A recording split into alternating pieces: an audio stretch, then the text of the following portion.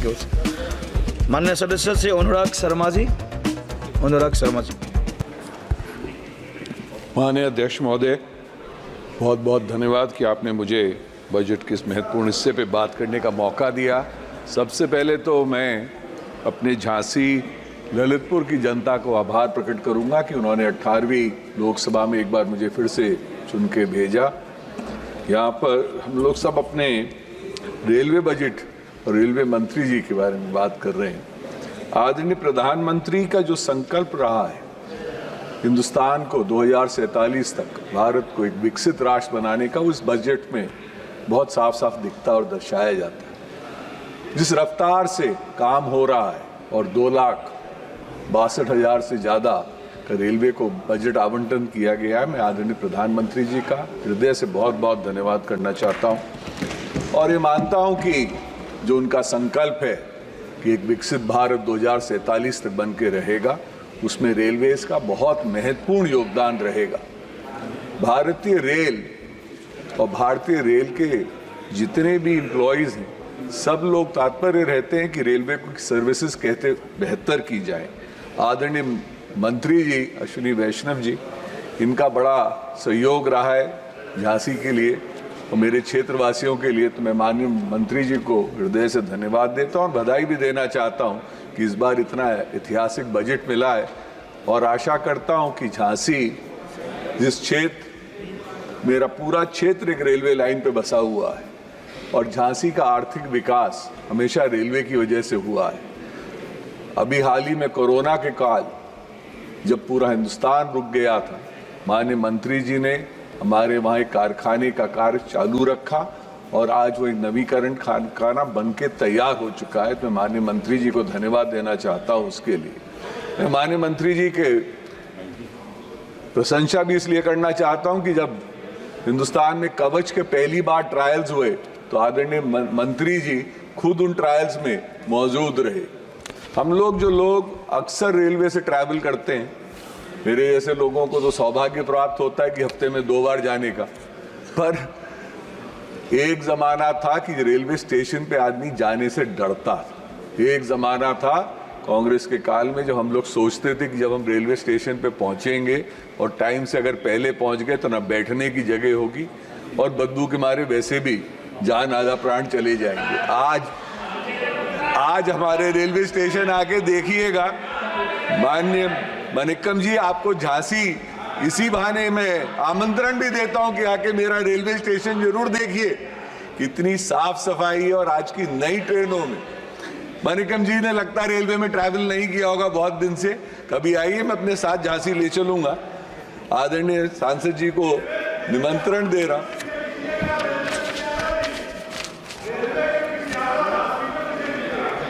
माननीय मंत्री जी से मैं गोगोई जी, इस बार के रेलवे बजट में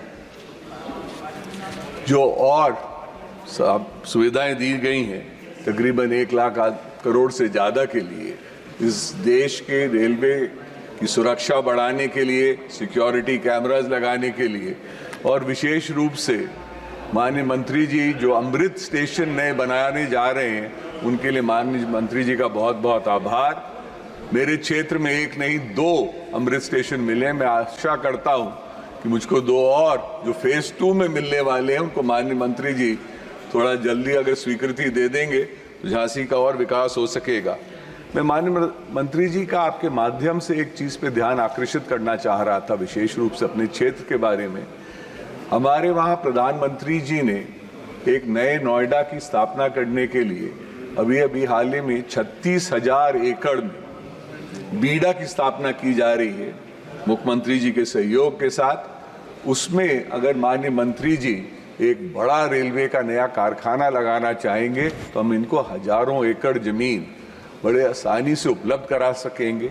और वहीं पर एक करारी करके एक रेलवे स्टेशन है झांसी से तकरीबन 12 किलोमीटर दूर, उसमें माननीय मंत्री जी अगर रेलवे साइडिंग का प्रोविजन करवा देंगे तो हम वहाँ पर एक मल्टी मॉडल हब जो बनाने का हम सभी का सपना है बीडा के अंदर, वो पूरा हो सकेगा। और उसकी वजह से हमारे वहाँ warehousing industrial development, institutional developments में बहुत तेज गति आएगी। जब कोरोना काल आया था तो बहुत सारी चीज़ों के प्रोजेक्ट्स का काफ़ी कार्य किया गया था, तो मैं माननीय मंत्री जी से एक बार आग्रह किया था, मैं पुनः वो आग्रह दोहराना चाहूँगा आपके माध्यम से।